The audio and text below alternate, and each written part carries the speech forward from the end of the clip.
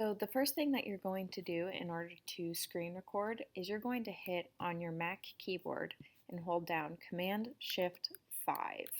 When you hit Command Shift 5, there should be a little box at the top that pops up.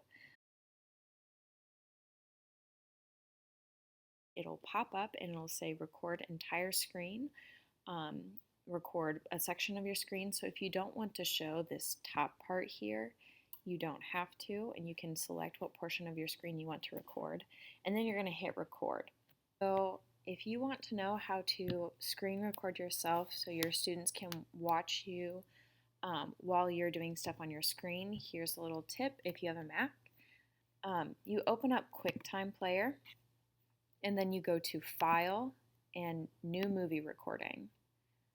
And then what you're going to do is you're going to make this smaller, and you're going to hit View and Float on top.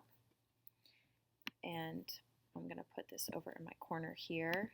Click it so that it doesn't show anymore. And then I can hit present on my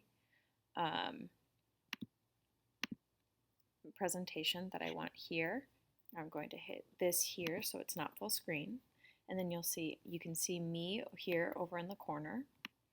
I'm just going to make this as big as it possibly can go on the screen.